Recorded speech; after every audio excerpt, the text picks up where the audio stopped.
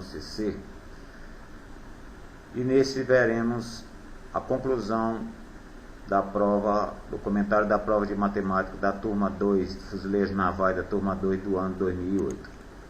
Senhores, vamos à questão de número 46. Daniel tem 1/5 da idade de seu pai. Daqui a 5 anos, ele terá 1/3 da idade de seu pai.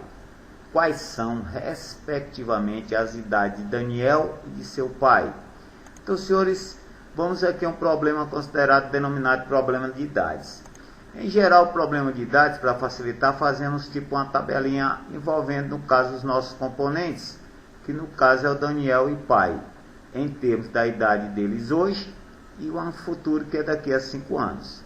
Senhores, uma maneira prática de você resolver esse problema é você começar por aquele que tem a menor idade. No nosso caso aqui, quem tem a menor idade entre Daniel e o pai é o Daniel. Vamos considerar o símbolo D para a idade de Daniel hoje. Se Daniel tem 1/5 da idade do pai, senhores, quer dizer, o Daniel possui 1/5 da idade do pai, ou seja, o pai é 5 vezes mais velho ou tem mais idade do que o Daniel. Se Daniel estamos a representar pela letra D, o pai passa a ser 5D. Senhores, a frase do problema. Daqui a 5 anos, ele, quer dizer, Daniel, terá 1/3 da idade do pai. Senhores, passam 5 anos para o nosso futuro, para Daniel, ou seja, ele passa a ter a idade de hoje mais 5. E também os mesmos 5 que passa para o Daniel, o filho, vai passar para o pai. Ou seja, a idade do pai, ficamos com ela 5D mais 5. Senhores, daqui a 5 anos, a idade de Daniel será 1/3 do pai. O nosso D mais 5 equivale a 1/3 da idade de 5D mais 5, que é a idade do pai. Senhores, resolvendo essa equaçãozinha aqui, uma das maneiras podemos dizer que ficamos com 5D mais 5. E o 3 vezes o D mais 5, ficamos com 3D mais 5. Trazendo o D para o primeiro membro e o 5 para o segundo, o 2D é 10 e o D, no caso, é 5. E se é o D, senhores, já é a idade do Daniel, no caso, 5 anos para ele. Para chegarmos a do pai, não tem problema. A do pai hoje é 5 vezes a idade do Daniel. Então, 5 vezes 5, senhores, dá 25.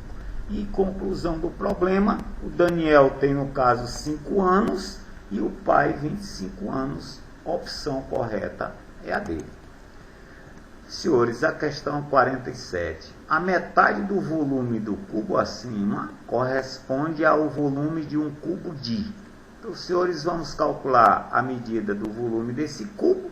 E se ele pede um cubo de volume metade, é só a gente tomar esse volume e dividi-lo por 2. Bom, para você calcular o volume de um cubo, você multiplica as arestas entre si. Ou seja, as 3 arestas. Se a aresta fosse A, seria A vezes A vezes A que dá ao cubo. Se é 1 metro, ficamos com 1 vezes 1 vezes 1 metro, chegamos a 1 metro cubo. Senhores, a metade de 1 metro cúbico, a metade é só você tomar a coisa e dividi-la por 2. Ficamos com 1 metro cúbico dividido por 2, dá então 0,5 metro cúbico. E a opção correta, senhores, é a opção B. Senhores, a questão 48. Ao decompor o número natural 495 em fatores primos, 2, 3, 5, 7, etc., você obtém 3 elevado a m vezes 5 elevado a n vezes 11 elevado a π. Ele está dizendo que é a correspondência ao correspondente fatoramento do 495. Qual é o valor da soma m mais n mais p? Em outras palavras, a soma dos expoentes do 3, 5 e 11. Senhores, vamos fazer o quê? Fatorar o 495. Primeiro fator, como ele não é par, partindo para cima do 3. E 495 por 3 é o 165. Continua por 3, chegamos a 55. Não é mais divisível por 3, pulamos para o fator 5. E 55 dividido por 5 é 11.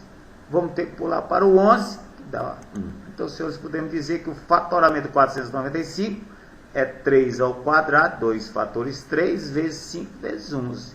Senhores, subtém-se que os expoentes do 5 e do 11 só tem um para cada, vai valer 1. Então, podemos citar que o m é 2, o n, que é o expoente 5, como o expoente do 11, que é o p, ambos valem 1. A soma deles, 2 mais 1 mais 1, chegamos a 4. Senhores, a opção do problema é a B.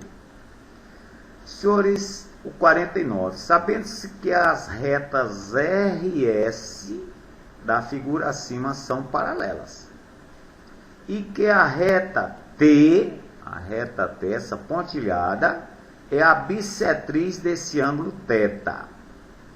Quais são os valores de alfa é um dos ângulos da bissetriz T com a reta R, e beta, que é o ângulo aqui no caso, reta R, essa é diagonal W.